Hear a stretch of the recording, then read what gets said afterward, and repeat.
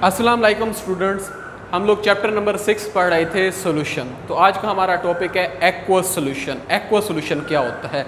The solution that are formed by dissolving a substance in water. The solution that are formed by dissolving a substance in water is called aqueous solution. मिसाल मतलब जब हम अशिया को पानी के अंदर डिसॉल्व करते हैं तब जो सोल्यूशन बनता है उसे क्या कहते हैं? Aqueous solution. मिसाल के तौर पर शुगर सोल्यूशन, जब चीनी को पानी के अंदर हल किया जाता है तो वो जो सोल्यूशन कहलाता है वो शुगर सोल्यूशन कहलाता है। वो एग्जांपल किसकी हो गई? Aqueous solution. एक्वस सोल्यूशन क्यों कहा गया? कि जब भी हम लोग वाटर को एज अ सोलवेंट इस्तेमाल करेंगे तब उस सोल्यूशन को क्या कहते हैं? Aqueous solution. और वो जो वाटर की क्वांटिटी होती है वो हमेशा ग्रेटर अमाउंट होती है, वाटर की हमेशा क्वांटिटी जो होती है वो एक्सेस में ली जाती है।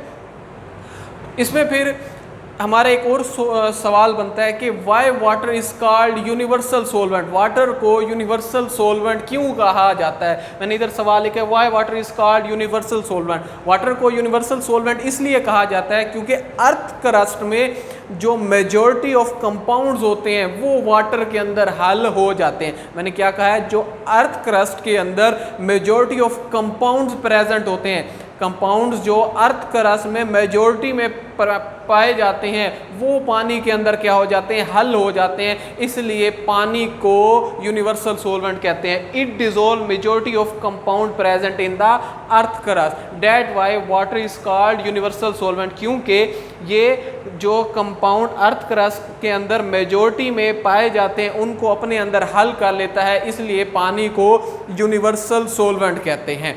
फिर उसके बाद किसी भी सोल्यूशन को बनाने के लिए दो मेन कंपोनेंट्स होते हैं, एक होता है सल्यूट और दूसरा होता है सोलवेंट। एक क्या होता है? सल्यूट और दूसरा क्या होता है? सोलवेंट। सोल्यूशन का वो कंपोनेंट जो कम मिकदार में प्रेजेंट होता है उसे क्या कहते हैं? सल्यूट।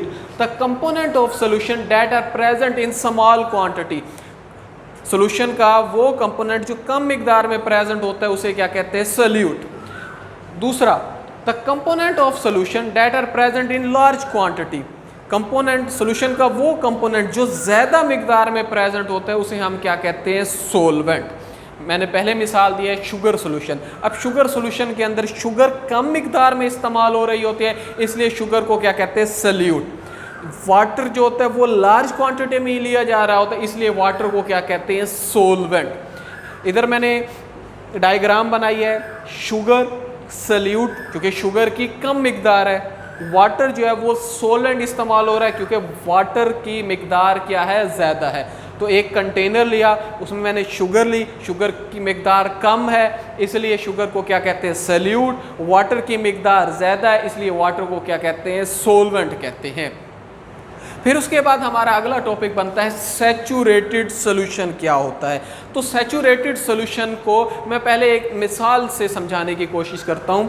सैचुरेटेड सोल्यूशन बनाने के लिए हमने दो चीज़ें ली। हमने वाटर लिया है 100 सेंटीमीटर क्यूब और टेम्परेचर एक पार्टिकुलर मखसूस करना है, वो क्या है? 20 सेल्सियस।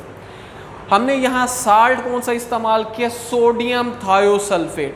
सोडियम थायोसल्फेट का फार्मूला होता है Na2S2O3। ये बहुत इंपॉर्टेंट एमसीक्यूज भी बनता है। सोडियम थायोसल्फेट का फार्मूला क्या है? Na2S2O3। अब सोडियम थायोसल्फेट मैंने पहले 10 ग्राम लिया है। मैंने क्या लिया है? 10 ग्राम सोडियम थायोसल्फेट को वाटर के अंदर डिसॉल्व किया, तो वो 10 ग्राम जो था वो वाटर के अंदर डिसॉल्व हो गया। फिर उसके बाद मैंने और 10.9 ग्राम वाटर के अंदर डिसॉल्व किया, तो ये 10.9 ग्राम भी क्या हो गया? डिसॉल्व हो गया। उसके बाद जब मैंने दूसरी दफ़ा 10.9 ग्राम डिसॉल्व करने की कोशिश की तो अब वो वाटर के अंदर डिसॉल्व नहीं हुआ बल्कि नीचे सेटल डाउन हो गए। तो अब मैक्सिमम अमाउंट वो कितनी डिसॉल्व कर सका है? वो 20.9 ग्राम वाटर डिसॉल्व कर सका है। इसके बाद सल्यूट जितना भी डालेंगे, सोडियम थायोसल्फेट जितना भी डालेंगे वो डिसोल्व नहीं होगा। तो ये अब 20.9 ग्राम जो थी वो मैक्सिमम अमाउंट ऑफ सल्यूट थी। तो सैचुरेटेड सॉल्यूशन तब बनता है जब किसी भी सॉल्यूशन में सल्यूट की मैक्सिमम अमाउंट हल हो चुकी हो एक मखसूस टेम्परेचर पर, और उसके बाद वो मजीद सल्यूट को हल ना कर सकता हो, उसे क्या कहते हैं? Saturated solution. अब आप सैचुरेटेड सॉल्यूशन की डेफिनेशन देखें, a solution containing maximum amount of solute at a given temperature, एक मखसूस टेम्परेचर के ऊपर जो सल्यूट की मैक्सिमम अमाउंट जो डिसॉल्व हो चुकी होती है उस सॉल्यूशन को क्या कहते हैं? Saturated solution. अब यहाँ 20.9 ग्राम जो सोडियम थायोसल्फेट का था वो मैक्सिमम सल्यूट थी। इसके बाद जितना भी सोडियम थायोसल्फेट आप लोग डालते रहोगे वो नीचे सेटल डाउन होता रहेगा, वो नीचे जाकर बैठ जाएगा, वो डिसॉल्व नहीं होगा।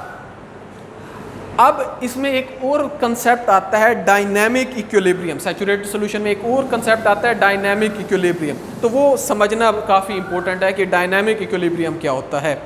जब सैचुरेटेड सॉल्यूशन बन चुका होता है उस वक्त ऐसे लग रहा होता है कि कंटेनर के अंदर रिएक्शन जो है वो स्टॉप हो गया। बज़ाहिर देखते हुए ऐसे लग रहा होता है कि रिएक्शन के अंदर कंटेनर के अंदर जो रिएक्शन है वो स्टॉप हो गया, लेकिन वो स्टॉप नहीं हुआ होता। जितनी भी जो कुछ अमाउंट में, बहुत कम मिकदार में डिसॉल्व सल्यूट जो होती है वो क्रिस्टल आउट हो जाती है, क्रिस्टलाइज होना शुरू हो जाती है।